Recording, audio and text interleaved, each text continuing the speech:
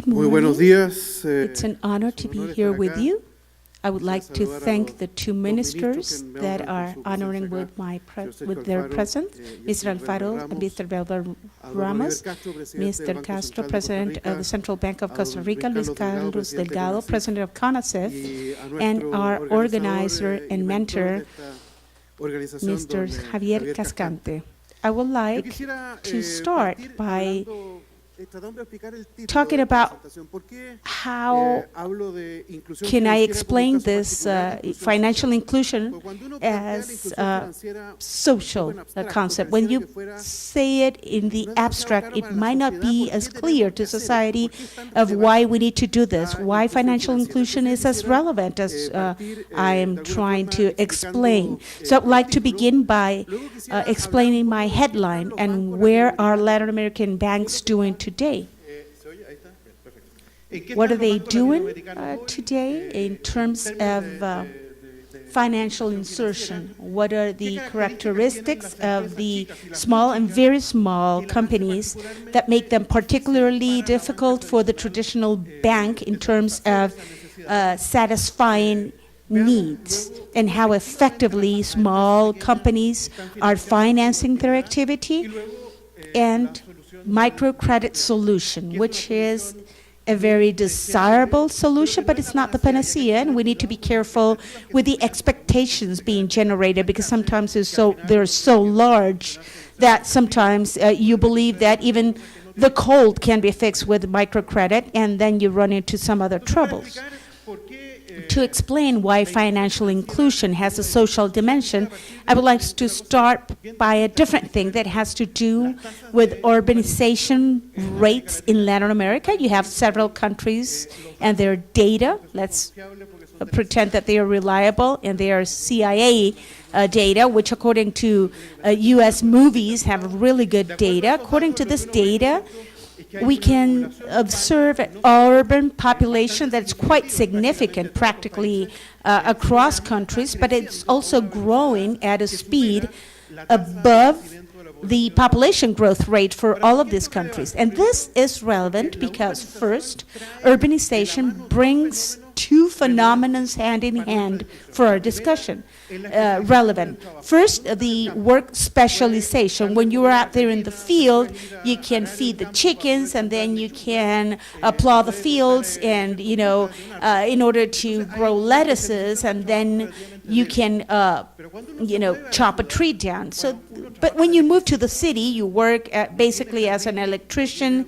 You don't have any place to grow your own food, and therefore urbanizations naturally lead us into work specialization up to the nth power, and this emphasizes an interdependence.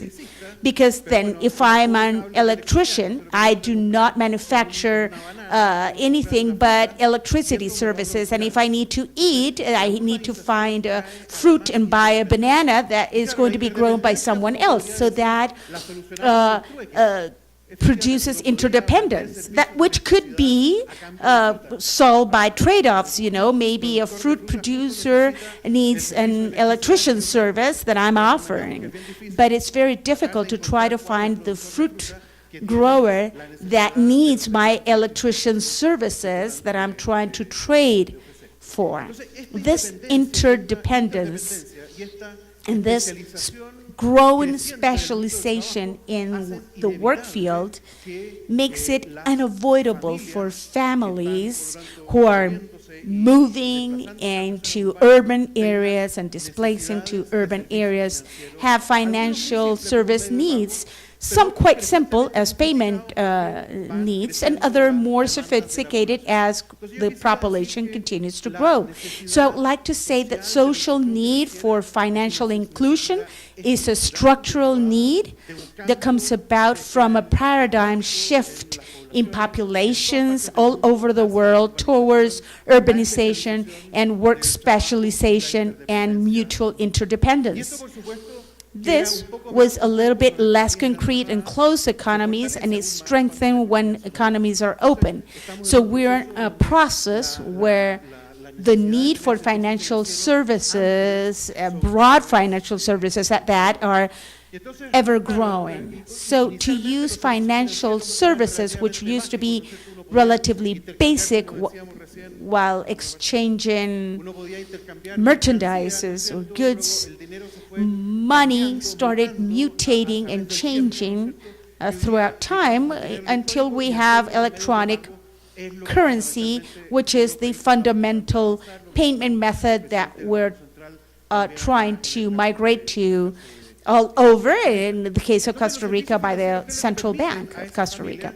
These financial services allow several opportunities for families. First of all, for consumers, it allows you to soften consumption. Let's say I'm the electrician and I haven't found work in 2 days, so I need to have access to a microcredit in order to finance food needs for my household, or I have an incredible demand for electricity services with 7 customers a day, which is unusual. I'm going to save them a part, and that will be useful for when there is low need for my services. And for companies, it allows them to finance other complex projects that might require an appropriate collateral. Several of these services are offered by microcredit companies, and we thought that it would be the panacea to bring countries out of underdevelopment with excessive expectations creative in terms of development possibilities, but we cannot lose or miss out on the certainty of this advance for society and all over the world. Latin American banks, this is a FELABAN study that says that banks are concerned about financing small and micro companies.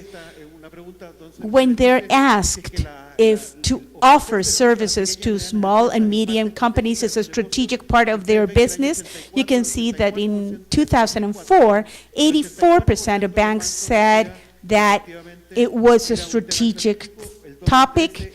In 2013, 96% of banks call it a strategic topic. And you can see this because banks have been developing different methodologies for risk undertaken in medium to small companies with more and more strength, the large banks regarding small banks according to the scale of the activities. But in banks, there's still obstacles to overcome. The main obstacle to financing are the internal bank processes due to the lack of formality in small and mid-range companies. So there is a topic within banking regulations that demands a series of procedures requiring information management, conditioned that the small and medium companies are in no capacity to undertake. So there is something where we need to advance. And banks are right to be careful because the medium to small company is a very risky one.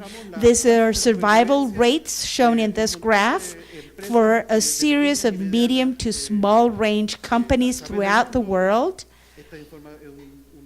This is a work by the Central Bank of Chile, so it's only Chile from Latin America, but the survival rate for the first year in small companies in Chile is 80%. So 20% of those companies do not last 1 year, and by the 4th year, survival rate is 60%. So by 4th year, the default is 40%.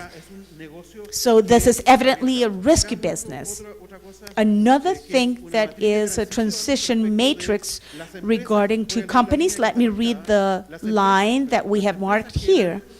Those companies who were micro companies at year T, what the probability of them to continue being micro companies was 40%. So the majority of them continue to be micro companies for the remainder of their year. The other huge part of them die, and there's a small percentage of companies that climb the status from being small or medium company into a higher level. So it is true that the micro company world is a risky one. So for traditional banking instruments, there is a concern when serving this segment.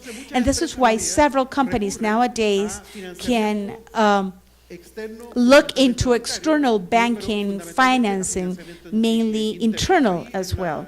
The bars here are signaling the countries within the sample that are represented in this meeting: Mexico, Peru, Costa Rica, El Salvador, Colombia, Chile, Guatemala as well, where almost all of them have a very significant relevance placed on internal sources for financing regarding with regards to external one, which states that there's a problem between the ability and the declaration of the capacity to serve these segments from the banks with the reality of their ability to serve those needs.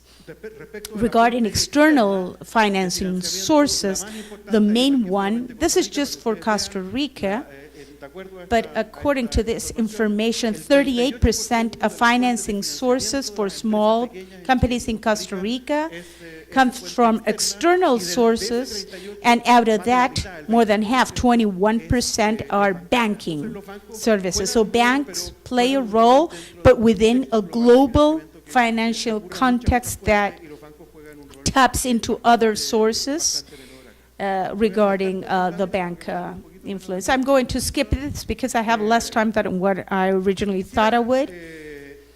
And I would like to mention the following. There is, within this new world of large cities with work specialization and mutual interdependence, a new conception of citizenship where access to financial services is almost a fundamental a social right, where states need to generate conditions so citizens can live that condition of interdependence brought about by urbanization and work specialization as much as possible.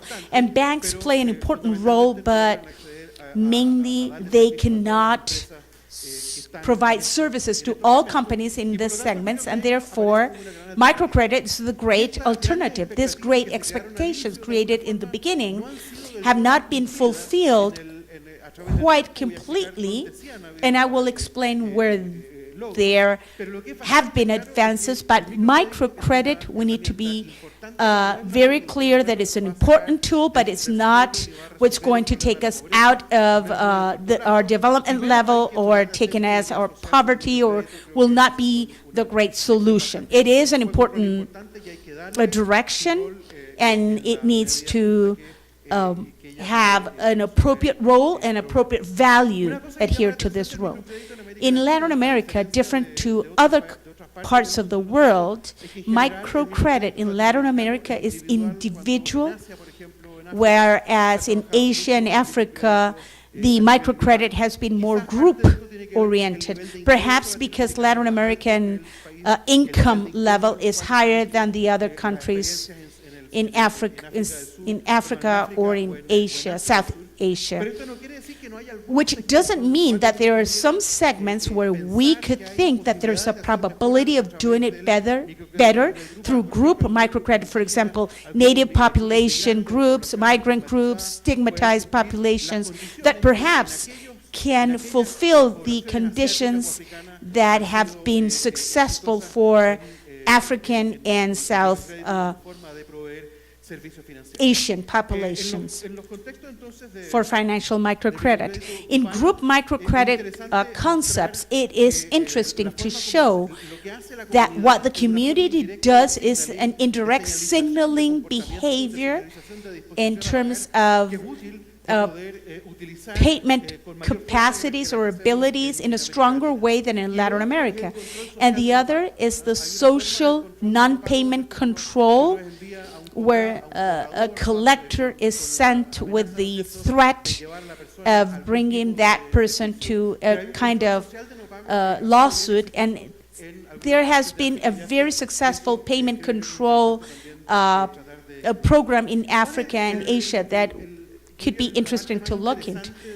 The most important part of the microcredit that I would like to highlight is that when I have spoken to some of the participants in this seminar, even though there are not any evidence of poverty improvement or poverty overcoming poverty, there is no evidence that microcredit has had a beneficial effect. But there are some very relevant aspects that it substitutes, first of all, formal credit. Since people need financial services, they usually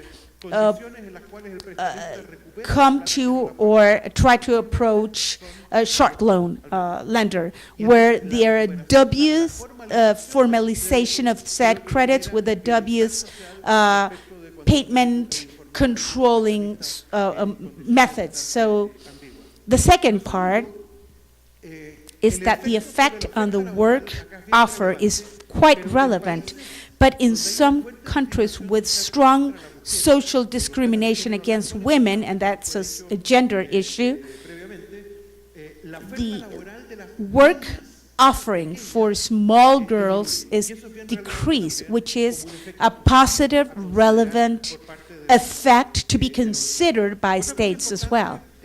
Another important thing is that the belief is that microcredit does not increase consumption, but it does change the composition, favoring durable goods, which is also another condition of social well-being against the non-durable goods. It increases the average duration of debts, and profitabilities increase for companies in the higher tier. So it certainly helps into the social well-being of countries. And there is risk, there are very huge information asymmetries, and therefore it's important to incorporate them within the supervision system of the financial services, because these credit suppliers have normal amounts of information asymmetries and gaps that need to be covered, which comes into a debate if they should be for-profit or non-profit, and I'm not going to dwell into this, but I think it's an important topic to take into consideration. There are financial restrictions that can be elevated by microcredit. It formalizes some other tools and introduces beneficial social disciplines, like, for example, the possibility of the commitment they're able to comply with, the timely payment of their commitments facing personal limitations and company limitations, spontaneous demand for training services or investment services come about and are originated, which are socially positive. And I will end up, because I ran out of time, sharing that there is an evidence in India of lower consumption of what they consider tempting goods, tobacco, bedding, and out-of-household consumption. So if you take all of this into consideration, you can say that microcredit will probably not resolve all the problems in your life,